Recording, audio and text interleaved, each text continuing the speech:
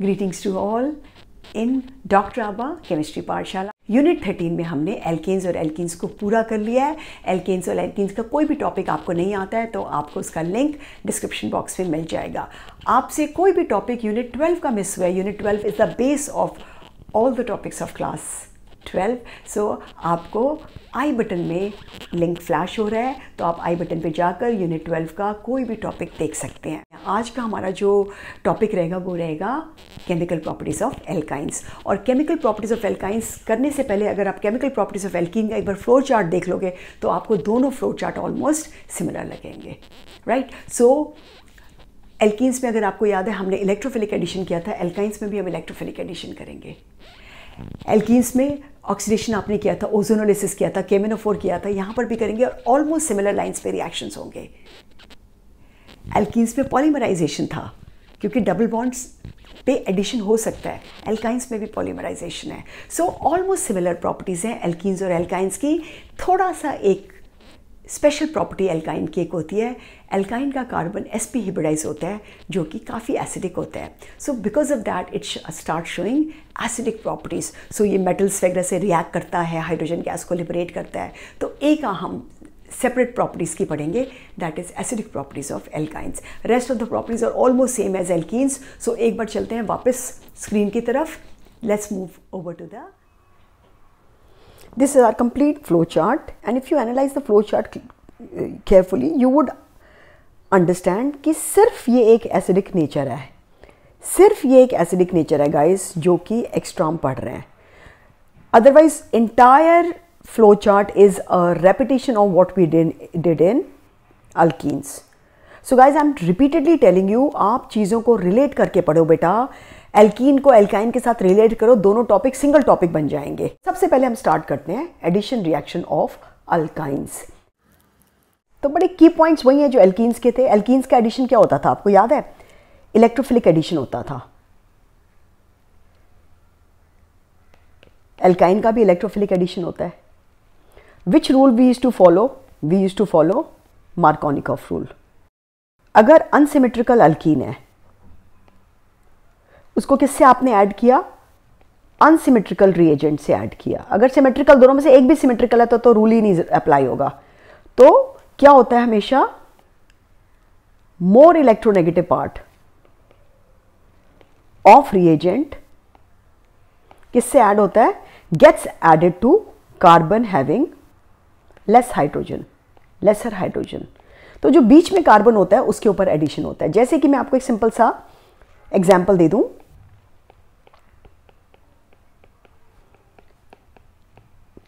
तो क्या करना है आपने? HCl कहाँ जाएगा? मोर इलेक्ट्रोनेगेटिव इस C के पास आएगा, सेकंड वाले के पास, और पहले आ जाएगा, उसके बाद फिर से। अब इसमें एक थोड़ा सा डिफरेंस होगा, इसका नेक्स्ट पॉइंट में यहाँ पे आप डिफरेंस देख लो।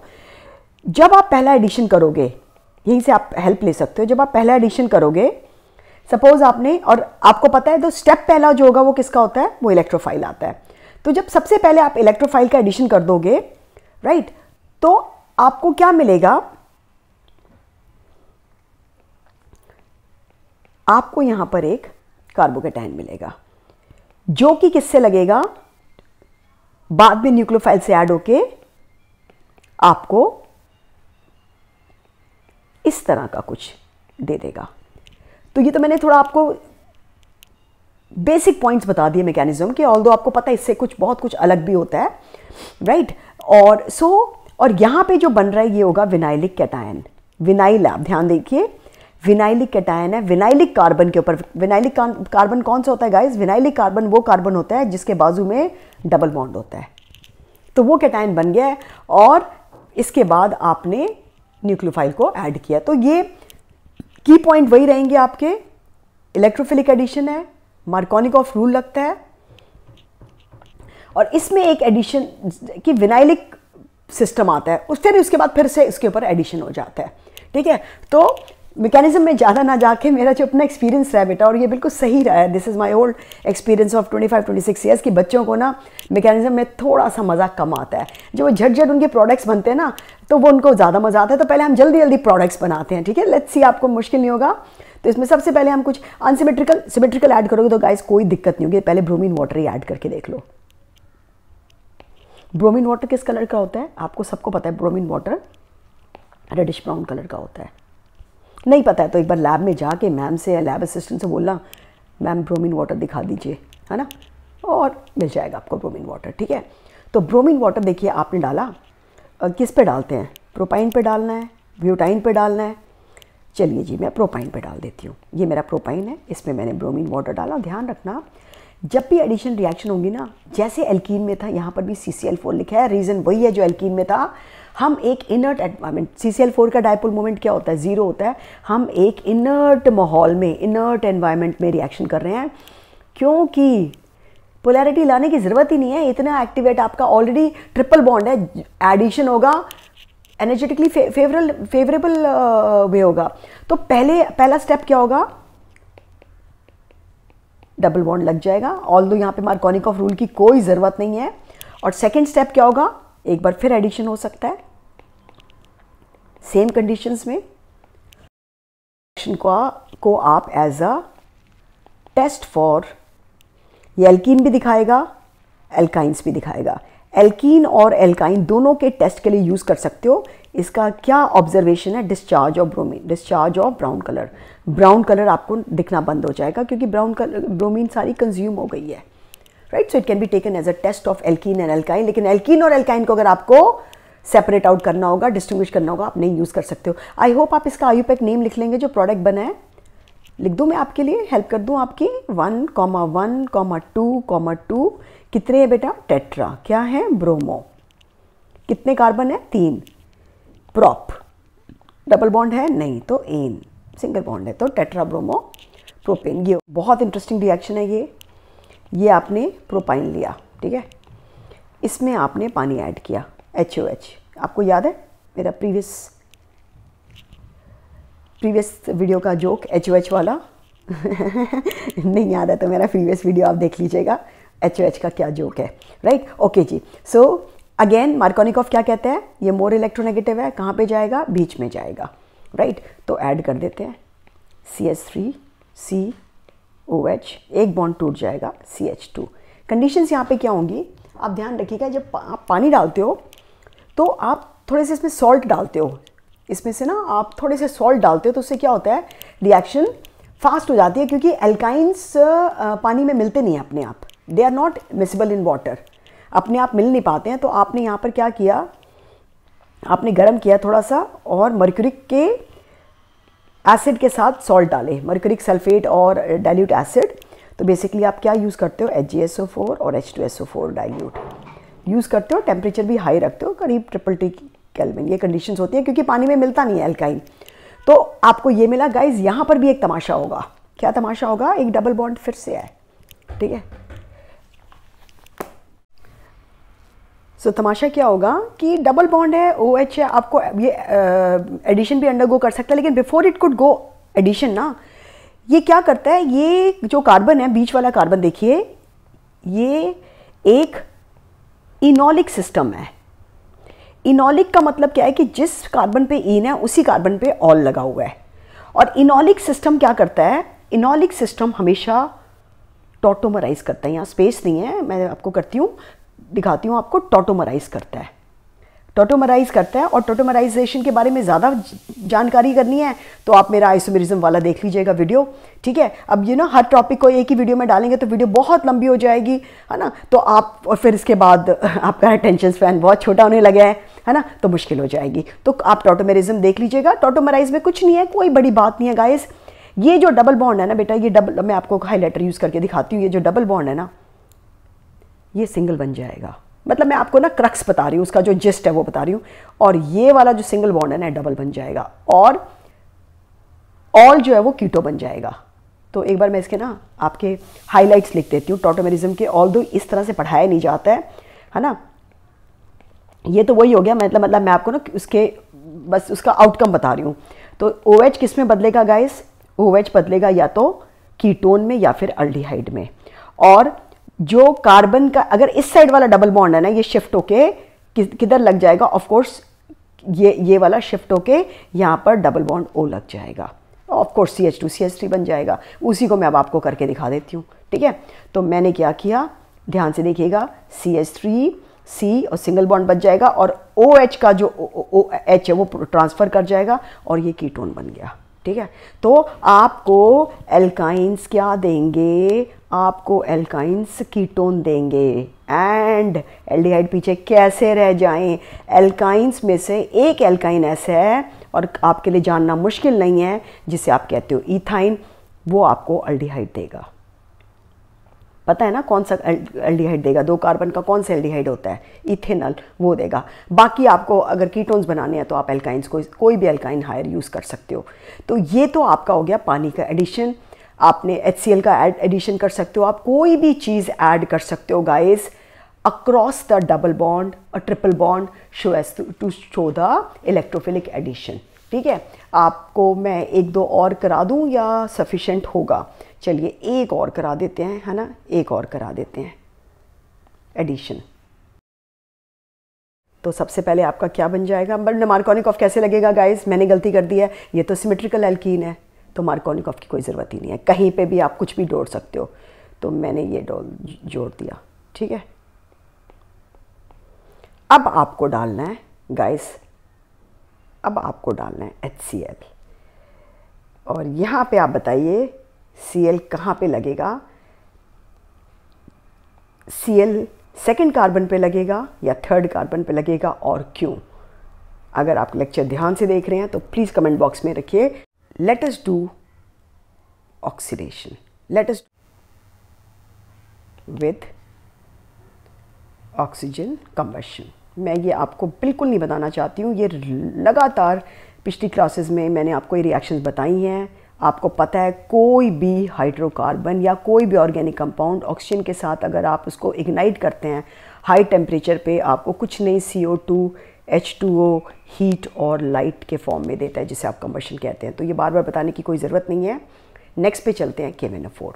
KMnO4 के जो हम 11th में करेंगे वो 2 तरीके से करेंगे KMnO4, जैसा हमने पहले भी किया था। KMnO4 को आप बेयर्स रिएजेंट कहते हो जब आप कोल्ड एंड डाइल्यूट लेंगे, जब आप कोल्ड एंड डाइल्यूट लेंगे। एक बार आपको याद दिला दूं गाइज, हम क्या करते थे इन एल्केन्स में, जब भी हम कोल्ड एंड डाइल्यूट लेते थे OH आ जाता था। ठीक है, और एल्काइंस में ध्यान देना, एल्काइंस में जब भी हम कोल्ड एंड डाइल्यूट लेंगे, राइट, क्या देता है KMnO4? KMnO4 हमें नेसेंट ऑक्सीजन देता है। और ये केस क्या है हमारा, cold and dilute. Guys rule को याद रख लो, दोनों के दोनों ऑक्सीडाइज हो जाएंगे आपके ट्रिपल बॉन्ड के अराउंड, लेकिन तोड़ेंगे नहीं। तो डबल बॉन्ड टूटेगा और डबल बॉन्ड आपका कार्बोनिल बना लेगा। अंडर सिमिलर कंडीशंस, अगर ध्यान दीजिएगा टर्मिनल एल्काइन है, अगर टर्मिनल एल्काइन है, मैंने कोई भी, मेरा ये एल्काइन क्या है, नॉन टर्मिनल है, तो वो क्या दे देगा, जो CO है वो क्या बन जाएगा, COH बन जाएगा। और नॉन टर्मिनल एल्काइन क्या करेगा बेटा, वो कीटोन ही रखेगा। तो यहाँ पर क्योंकि मेरे दोनों के दोनों, आप देखिए दोनों कार्बन क्या हैं, दोनों के साथ R है, तो दे आर नॉन टर्मिनल, तो ये कीटोन पे ही आंसर हो जाएगा। ठीक है, सो आपका ये आंसर क्या होगा बच्चे, यहाँ पर ये रुक जाएगा। ठीक है, सो और सेकेंड स्टेप नहीं होगा and you will get diones. And कौन क्या करेगा, अगर टर्मिनल है इसी क्लीवेज हो जाएगा। ठीक है, और आपको क्या मिलेगा, या तो आपको एसिड मिलेगा और कई बार आपको अगर फॉर्मिक एसिड मिलता है, आपको पता है ये फर्दर ऑक्सीडाइज करके आपको H2 और CO2 दे देता है। ठीक है, और अगर नॉन टर्मिनल है, राइट, और अगर नॉन टर्मिनल है यानी कि बीच में है, तो वो क्या दे देंगे, ट्रिपल बॉन्ड पूरा तोड़ के कॉरेस्पॉन्डिंग एसिड्स दे देंगे। कॉरेस्पॉन्डिंग का मतलब आपको नंबर का ध्यान रखना है। Let's get started with reaction. ऐसा करते हैं, एक टर्मिनल ले देते हैं, ये देखिए, ओके। सो ये क्या है, अगर इसमें आपने हॉट एंड कॉन्क लगाया, ध्यान दीजिएगा, तो ये तो ब्रेक कर जाएगा और एक आपको आएगा RCOH, दूसरा आपको आएगा HCOH। और मैंने आपको बताया था फॉर्मिक एसिड आपको क्या दे देगा, H2O और CO2, तो आपको 3 प्रोडक्ट्स मिल जाएंगे, आपको 3 प्रोडक्ट्स मिल जाएंगे, right. But if you take a terminal alkyne, if you take a terminal alkyne, so ये क्या देगा आपको, again it will break and it will give you only H2O and CO2. It will give you only H2O and ozonolysis of alkene में क्या होता था, double bond टूटता था और एक मिनट के लिए आप देख लीजिए, ये एल्कीन है अगर, ठीक है, इसका ओजोनोलिसिस होता था तो ये ब्रेक करता था और यहाँ पर एक डबल बॉन्ड O और यहाँ पर एक डबल बॉन्ड O लग जाते थे। तो डिपेंडिंग अपॉन आपने एंड पे, end as an R1, R2, R3, R4 को क्या ले रखा है, आपको एल्डिहाइड और कीटोन मिलेंगे। अब हम नेक्स्ट केस में चलते हैं, R1C triple bond C R2, और एल्स ऐसा करते हैं, वेट वाई R1, यहाँ पर हम H ले लेते हैं, ठीक है, और यहाँ पर हमने कोई एल्किल ग्रुप ले लिया, ठीक है, और जो पहले होता हुआ आया है एग्जैक्टली वही होगा। पहले आप ओजोन से ट्रीट कराएंगे पार्शली पोलर मीडियम में, और टेम्परेचर आप लेस देन 100 डिग्री का लेस देन रूम टेम्परेचर रखेंगे, ठीक है, और आपको क्या मिलेगा, बिल्कुल जैसे पहले ओजोनाइड बनता था, डबल बॉन्ड टूटेगा, राइट, सो CH3 CH, ये एक बॉन्ड लगा रह जाएगा, बाकी जैसे पहले आपको ओजोनाइड देते थे, याद है एक हट टाइप का स्ट्रक्चर मिलता था, बिल्कुल वैसे स्ट्रक्चर मिल जाएगा। और फिर आप क्या करोगे, जिंक के साथ पानी डाल के इसको रिएक्ट कराओगे और ये क्या दे देगा, -ZnO, राइट। जिंक को ये ऐसे, ये वाला जिंक आपका इस वाले ऑक्सीजन से ब्रेक कर जाएगा, राइट। और की स्ट्रक्चर जैसे आपको पहले मिलता था, CH3 C double bond O, single bond intact रहेगा, डबल बॉन्ड OH, तो आपको यहाँ पे क्या मिल गया, आपको एल्डिहाइड और कीटोन का कॉम्बिनेशन मिल गया। अगर आप IUPAC नाम इसका करना चाहें तो आपका 3 कार्बन का ये एल्डिहाइड है, 3 कार्बन का एल्डिहाइड आपका कहलाएगा प्रोपेनॉल, और सेकेंड पोजीशन पे लगा हुआ है आपका ऑक्सो, सो 2-ऑक्सो प्रोपेनॉल। अब हम करेंगे acidic nature of alkyne. Unlike, बहुत इंपॉर्टेंट है, एल्केन्स क्यों एसिडिक होता है, मैंने मेथड ऑफ प्रिपरेशन में भी आपको बताया था, क्योंकि ये sp हिब्रिडाइज्ड होता है, और sp हिब्रिडाइज में सबसे ज़्यादा कौन सा कैरेक्टर होता है, s कैरेक्टर 50% होता है, और s आपको पता है, s कैरेक्टर का मतलब है more the s character more the electronegativity, क्योंकि s कैरेक्टर न्यूक्लियस के ज़्यादा प्रॉक्सिमिटी में होता है, जिससे उस पर इलेक्ट्रॉन को अट्रैक्ट करने की क्षमता ज़्यादा होती है। अगर आपने एसिटिलीन लिया और आपने इसको सोडियम मेटल से रिएक्ट कराया हाई टेम्परेचर पे, ठीक है, तो आपको क्या मिल जाएगा, सोडियम एसिटाइलाइड, या फिर आप इसका IUPAC नेम कर सकते हो सोडियम इथाइनाइड, तो सॉल्ट बन जाएगा। और इसको आप फर्दर अगर सोडियम से उसके साथ क्या निकलेगा, H निकला है प्लस हाइड्रोजन गैस, तो ये आपका टेस्ट फॉर एल्काइन हो सकता है। एल्काइन के लिए ये एक टेस्ट माना जा सकता है, क्योंकि ये एल्केन्स भी नहीं देंगे और एल्कीन भी नहीं देंगे, राइट, एल्केन भी नहीं देंगे और एल्कीन भी नहीं देंगे, तो आप एक इसको टेस्ट मान सकते हो, ठीक है। अच्छा, और यही रिएक्शन आप Na के प्रेजेंस में करा सकते हो, या फिर आप NaNH2 इन लिक्विड अमोनिया, बिल्कुल वही रिएक्शन होगी, सिर्फ क्या लग जाएगा, बाय प्रोडक्ट आपका दूसरा हो जाएगा, ठीक है, इससे भी करा सकते हो। अच्छा जी, और इसी रिएक्शन पे बेस्ड आप थोड़े से और रिएक्शन कर सकते हो। अगर आप एसिटिलीन को अमोनियकल सिल्वर नाइट्रेट में डालेंगे, अमोनियकल सिल्वर नाइट्रेट में डालेंगे, जिसमें आप क्या करते हो, आप AgNO3 में एक्सेस ऑफ अमोनियम हाइड्रोक्साइड डालते हो। आप ये करेंगे 12th में भी आप करेंगे, इसको आप टॉलरेंस रीजन भी कहते हो, राइट। तो ये I am sorry for the background noise, ये हमारा बहुत बड़ा कॉम्प्लेक्स है और यहाँ कंटिन्यूसली कंस्ट्रक्शन होता रहता है, तो इसकी वजह से, और इधर ऑफ लेट मैं रात में वीडियो नहीं बना पा रही हूँ, so I am really sorry. Although मैंने फ़ैन AC सब बंद किया हुआ है, यहाँ बहुत गर्मी है बट डाई सिल्वर इथाइनाइड, इस प्रेसिपिटेट से आप पहचान सकते हो कि आपके पास एसिटिलीन है। आप एक और टेस्ट बिल्कुल कर सकते हो, ऐसे ही आपने एसिटिलीन लिया और इंस्टेड ऑफ टॉलरेंस रिएजेंट आपने क्या लिया, आपने अमोनियकल कॉपर क्लोराइड का सॉल्यूशन लिया और आपका क्या हो जाएगा, डाई अमीन कॉपर का आयन बनेगा। ये कोऑर्डिनेशन केमिस्ट्री है, थोड़ी सी आपको शायद मुश्किल लग सकती हो, ये बेसिक मीडियम में होता है। और आपको ये जैसे डाई सिल्वर इथाइनाइड मिला, यहाँ पर आपको डाई कॉपर एसिटाइलाइड या इथाइनाइड मिल जाएगा। ये होता है आपका रेड कलर का, और प्लस आपको वही मिलेगा, अमोनिया मिलेगा और आपको पानी मिलेगा। ठीक है, ये जो तीनों रिएक्शंस हैं आपकी, ये आप as a test for acetylene कर सकते हो। So the reaction left is polymerisation. हम इसमें एक एक्स्ट्रा करते हैं, साइक्लिक पॉलीमराइजेशन, राइट। इसमें हम एसिटिलीन लेते हैं, एसिटिलीन के 3 मॉलिक्यूल्स लेते हैं,